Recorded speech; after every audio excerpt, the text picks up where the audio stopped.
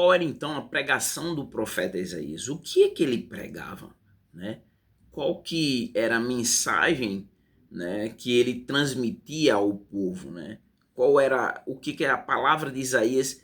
Qual era a palavra que era direcionada então ao povo, né? Então, quero trazer alguns pontos aqui dentro ainda desse ponto de quem foi Isaías, sobre a pregação de Isaías, sobre o que falava então a pregação de Isaías. E aqui eu quero trazer o primeiro ponto. O primeiro ponto é a necessidade de justiça e fé, né? Então, Isaías conclama ao povo a praticarem a justiça, né?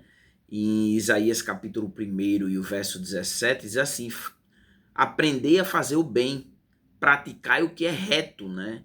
Mas quando nós seguimos do capítulo 1 para o capítulo 20, você vai ver que ele diz o seguinte também: ai do que ao mal chamam bem, né? E estava vendo então ali uma mudança de compreensão, né? O certo é errado e o errado então se torna certo, né?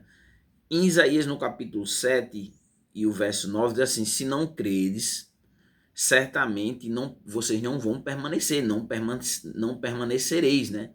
E lá na frente, no capítulo 55, versículos 6 e 7, ele diz assim: busquem ao Senhor, né? Buscai o Senhor enquanto vocês podem achar. Então nós vemos a mensagem dele, né? A sua pregação, né? E num segundo ponto aqui, ainda com referência à pregação do profeta Isaías, nós temos um outro ponto. E o outro ponto é que Deus, ele julgaria o pecado. Deus vai julgar o pecado. Então, no capítulo 1 e o verso 5 e 6, ele diz assim: porque sereis ainda castigados, porque insisti na rebeldia. Então, tá aqui o porquê seriam castigados, por causa da rebeldia do povo, né? Toda a cabeça está enferma e todo o coração está fraco. Então, veja, né? Atingiu todo o povo, né?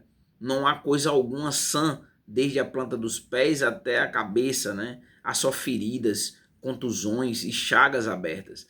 Não foram aprendidas, nem atadas, nem tratadas com óleo, né? E quando nós seguimos para o capítulo 5, ele ainda diz assim: portanto, assim como as labaredas de fogo consomem os restos da colheita, e a palha queima-se pelas chamas, também a sua raiz apodrecerá, e a sua flor será levada como pó ao vento, porque rejeitaram a lei do Senhor dos Exércitos e desprezaram a palavra do Santo de Deus, né?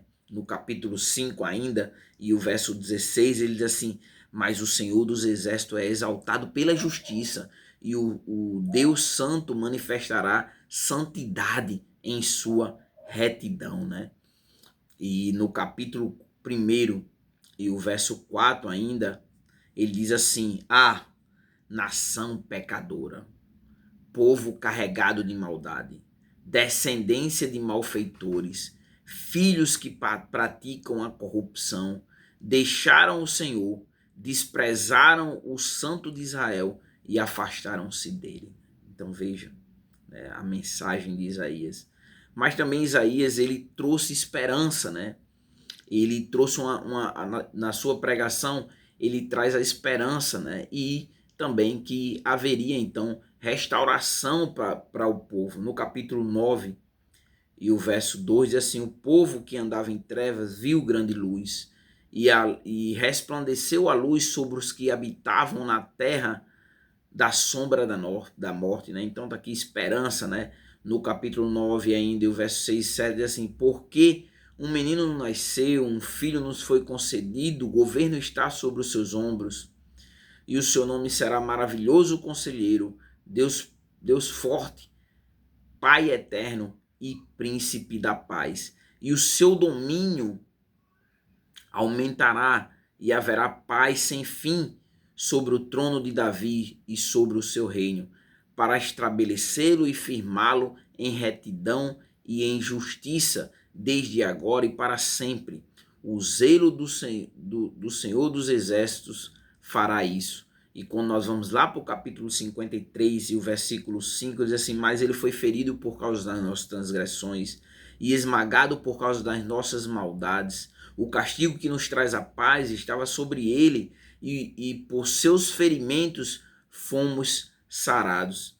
E aí, quando nós vamos até o capítulo 40, nessa mensagem de esperança, e o versículo 31 diz: mas os que esperam no Senhor renovarão suas forças, subirão com asas como águias, correrão e não se cansarão, andarão e não se fadigarão. E aí, quando nós chegamos até o capítulo 65 e o verso 17, ainda dentro da esperança, o texto diz: pois criou novos céus e nova terra, e as coisas passadas não serão lembradas, nem serão mais recordadas. Né? Então tá aí, né? Uma mensagem também na sua pregação de esperança.